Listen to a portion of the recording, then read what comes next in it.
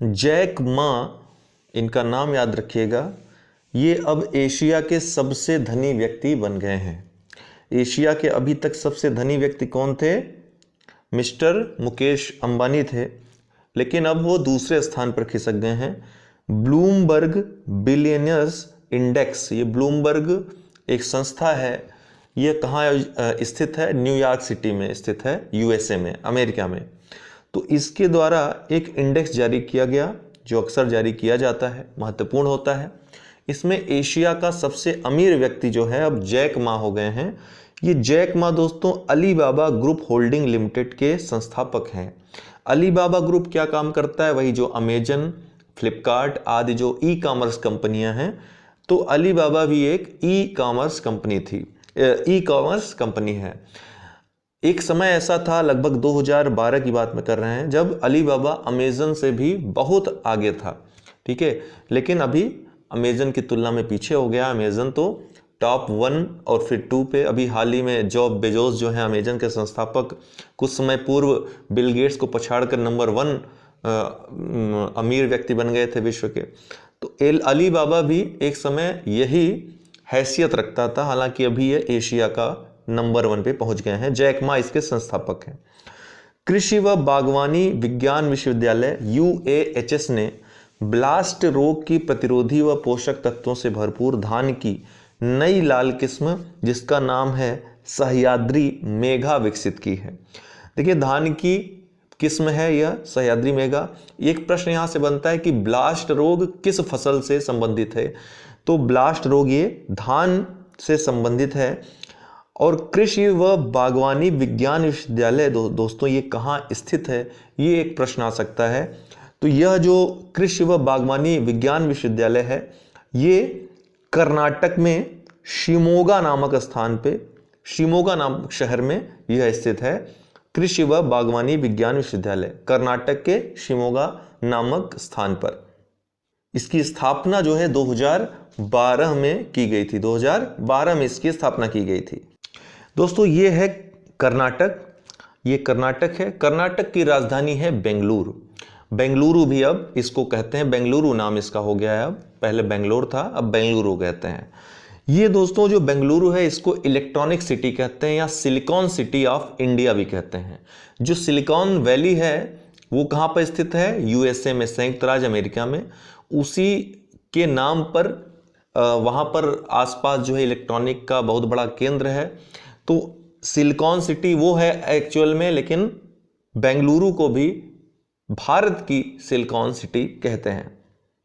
वर्तमान में कर्नाटक के मुख्यमंत्री कौन है दोस्तों? अगर प्रश्न आए तो BS येदुरप्पा हैं, जो कि भारतीय जनता पार्टी से संबंधित है।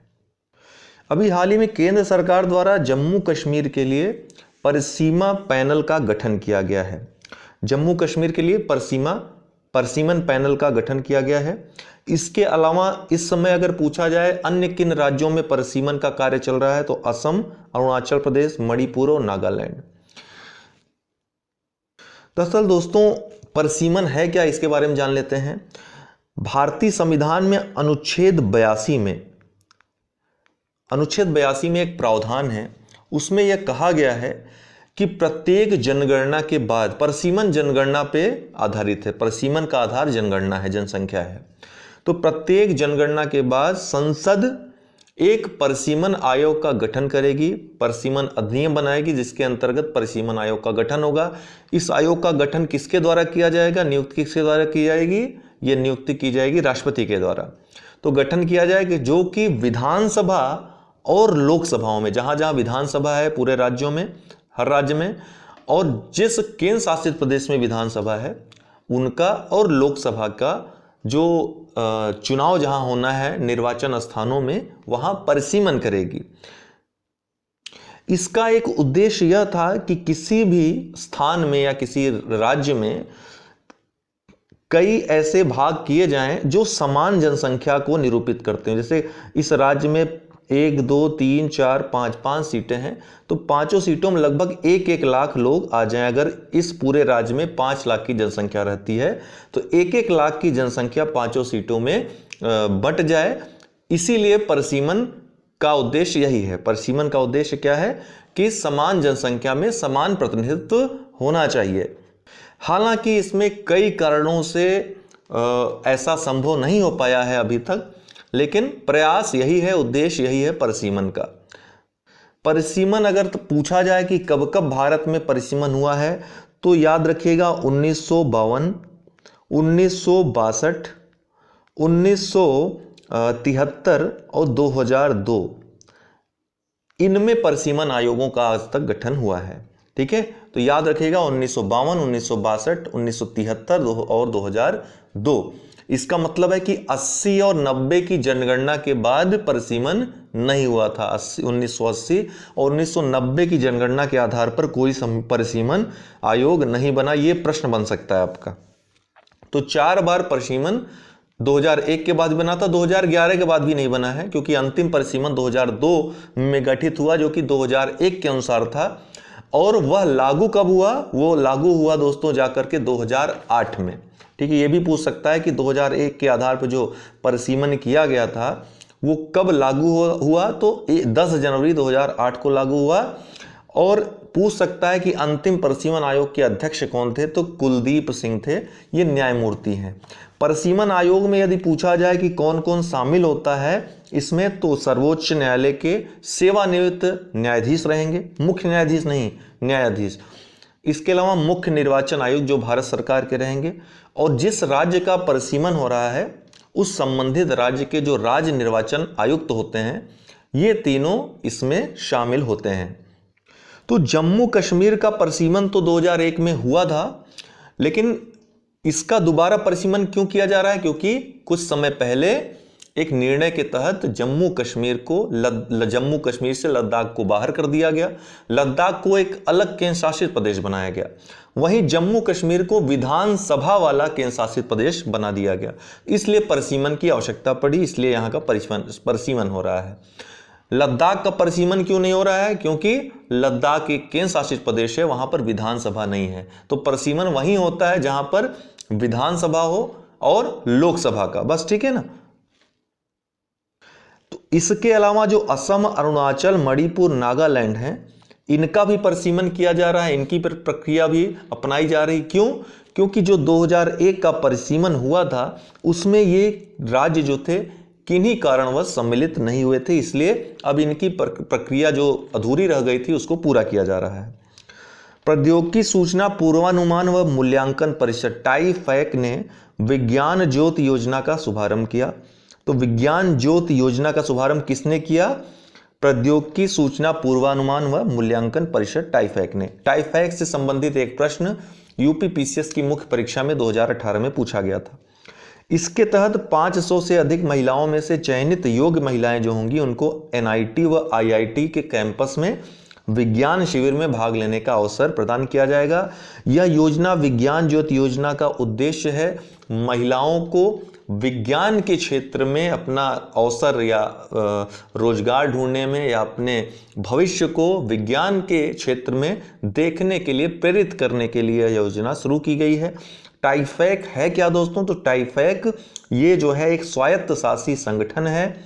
1988 में इसकी स्थापना की गई थी। यह विज्ञान एवं प्रौद्योगिकी मंत्रालय जो भारत सरकार है उसके अंतर्गत कार्य करता है। इतनी बातें आपको मालूम होनी चाहिए।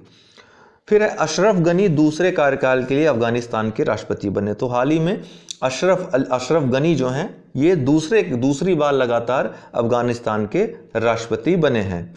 दोस्तों ये है नक्शा, ये भारत है। भारत के पश्चिम में पाकिस्तान है और यहीं से लगा हुआ अफगानिस्तान है।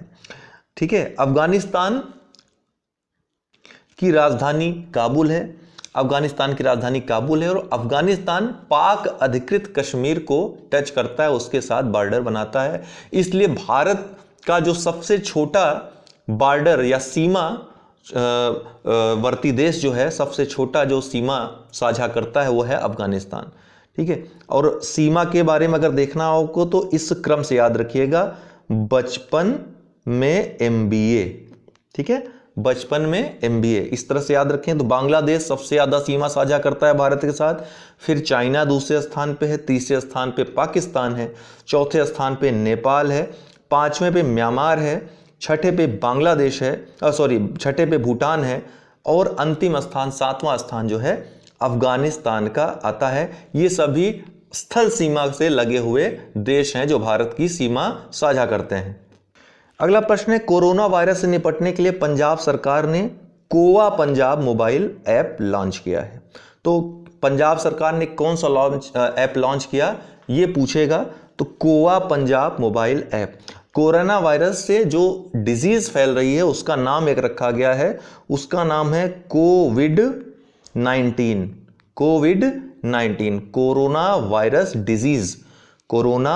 डिजीज 19 अर्थात 2009 में और 2019 में यह इसका पता चला इस बीमारी का, इसलिए इसको जो नाम दिया गया है कोविड। इससे सबसे ज़्यादा मरने वाली संख्या जो है चाइना में है, दूसरे स्थान पे इटली में है, ठीक है, और तीसरे स्थान पे दक्षिण कोरिया। भारत में भी अब तक लगभग 50 से अधिक लोगों की कोरोना वायरस की चपेट में आकर मृत्यु हो चुकी है। पोषण अभियान के समग्र कार्यान्वयन में आंध्र प्रदेश पहले स्थान पर। नीति आयोग ने एक रिपोर्ट प्रस्तुत की है जिसमें पोषण अभियान के तहत समग्र क्रियान्वयन में आंध्र प्रदेश पहले स्थान पे है, ठीक है। देखिए, प्रतिभागियों की संख्या में पहले स्थान पे तमिलनाडु है, लेकिन समग्र क्रियान्वयन में सबसे पहले स्थान पे कौन है? आंध्र प्रदेश है। पोषण अभियान के बारे में बात की जाए तो दोस्तों दिसंबर 2017 में इसकी शुरुआत हुई महिला एवं बाल विकास मंत्रालय के द्वारा, जिसका उद्देश्य है 2022 तक भारत से कुपोषण को खत्म करना। भारत से कुपोषण को खत्म करना, इसके लिए सितंबर 2018 में राष्ट्रीय पोषण माह भी मनाया गया था। सितंबर 2018 को राष्ट्रीय पोषण माह के रूप में मनाया गया था। तो ये थे महत्वपूर्ण करंट अफेयर्स के प्रश्न आज के, और डेली आप इसी समय हम आपको बहुत जल्द फिक्स टाइम बता देंगे कि किस टाइम हम इस वीडियो को अपलोड कर देंगे। लेकिन मान के चलिए कि यह सुबह 6 से 7 या उसके पहले अर्थात 6 बजे के पहले भी आ जाएगा। आप जब भी आपकी नींद खुले तो नोटिफिकेशन आपके पास रहेगा। नीचे डिस्क्रिप्शन बॉक्स में तमाम लिंक दिए हैं, उससे जुड़ जाइए, वहाँ भी हम शेयर करते रहेंगे। और आपको ये वीडियो पसंद आई हो तो लाइक अवश्य करें, शेयर अवश्य करें, ज़्यादा से ज़्यादा लोगों तक पहुँचाएं, ताकि ज़्यादा से ज़्यादा आपका परिवार, हमारा परिवार बढ़ सके, यह YouTube परिवार बढ़ सके।